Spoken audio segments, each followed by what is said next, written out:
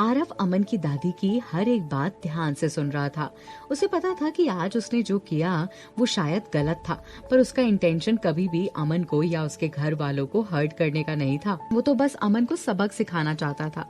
आरव रूही ही नहीं बल्कि निखिल और मधु भी अमन के खिलाफ केवल इसीलिए थे क्योंकि उसने प्राची के साथ बहुत गलत किया था। वरना जो इंसान सबके दिल में अपने लिए इतनी अच्छी जगह बना कर रख सकता था, उसके लिए कभी भी किसी के लिए क्यों कड़वाहट पैदा होगी। खैर, जब आरव ने अमन की दादी की सारी बातें सुनी तो उसे बहुत बुरा लगा और अपनी गलती का एहसास भी उसे होने लगा। वो अमन की दादी के हाथों पर हाथ रखकर बोला, मुझे माफ कर दीजिए, मुझे ऐसा कुछ भी नहीं पता था और ना ही मैं जानता था। मुझे तो यही लगता था कि अमन ने प्राची के साथ गलत किया और बस इसीलिए मैंने उसे सबक सिखाने के लिए ये सब किया। मुझे सच में नहीं पता था कि ऐसा कुछ भी हुआ है। अमन ने अपने ये हाल बनाकर रखा हुआ है। मैं तो बस इतना ही जानता था कि अमन ने जो प्राची के साथ किया वो बहुत गलत है। हाँ बेटा, ये बात तो मैं भी मानती हूँ कि उसने प्राची के साथ जो किया वो गलत था। गलत गलत होता है, वो गलत ही रहेगा, पर उसने ये जानबूझकर नहीं किया। आयशा ने उसे इतना भड़का दिया था कि वो ये सब करने पर मजबूर हो गया और आज जब उसे अपनी गलती का एहसास हुआ तो उसने अपना ये हाल बनाकर रखा है कि वो जीते जी मर जाए। दादी, आप टेंशन मत लीजिए, जो होगा अच्छा ही होगा, रूही ने अमन की दादी को कहा और फिर आरव से इशारे में चलने के लिए बोली तो आरव रूही को वहाँ से लेकर चला गया। आरव गाड़ी में बैठकर उदास होकर गाड़ी ड्राइव कर रहा था। तभी रूही उसे टोक कर बोली, क्या बात है, काफी उदास नजर आ रहे हो तुमने सुना नहीं अमन की दादी ने क्या कहा? हाँ, मैंने सुना कि अमन की दादी ने क्या कहा, पर हम क्या कर सकते हैं यार, अब तो प्राची की शादी पक्की हो गई है ना, और अमन ने बहुत देर कर दी है। मैं मानता हूँ कि अमन ने देर कर दी, लेकिन अगर अमन ऐसे ही हाल बनाकर रहा तो कहीं खुद को नुकसान न पहुँचा ले। हमें क्या लेना देना, जो करना है करने दो।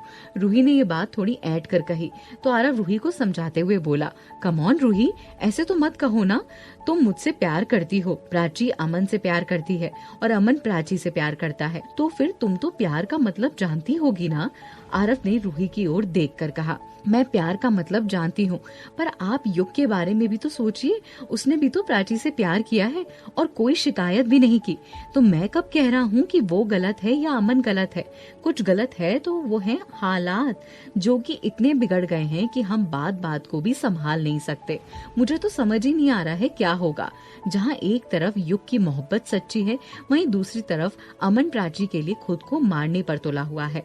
मैं ही नहीं समझ पा रहा हूँ कि मैं करूँ तो करूँ क्या। आरव, तुम टेंशन मत लो, अब जो भी होगा अच्छा होगा, रूही ने आरव के कंधों पर हाथ रखकर कहा।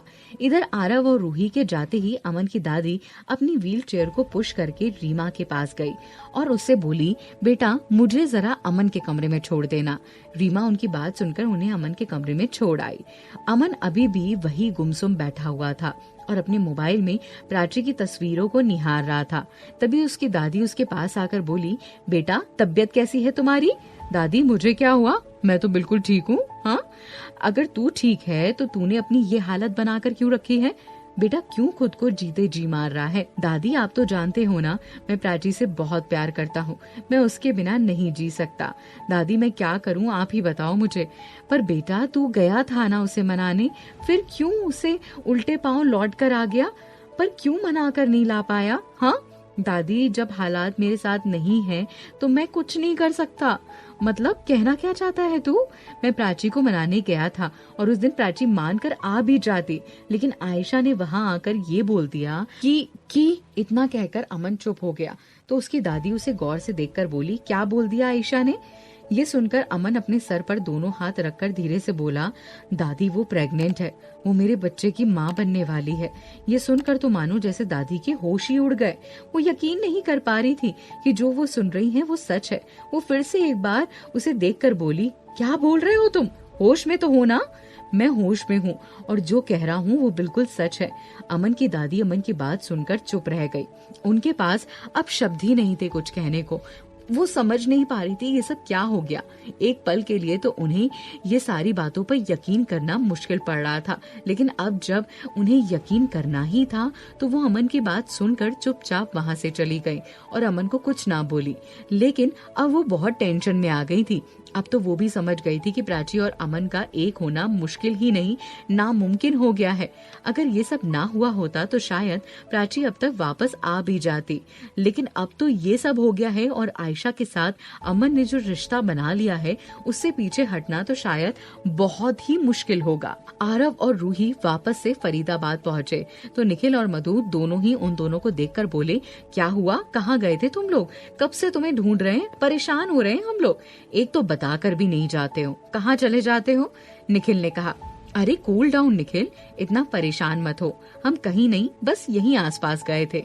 हाँ तो बोल कर तो जाया करो कम से कम कि कहाँ जा रहे हो।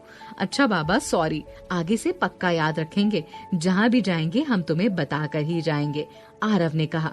अच्छा सुनो, मुझे तुम दोनों को एक बात बतानी है, आरव ने फिर से निखिल और मधु की ओर देखकर बोला। हाँ बोलो ना, क्या बात है, निखिल ने जवाब दिया। यहाँ नहीं, अकेले में। इतना कहकर आरव उन्हें ऊपर एक कमरे में लेकर चला गया।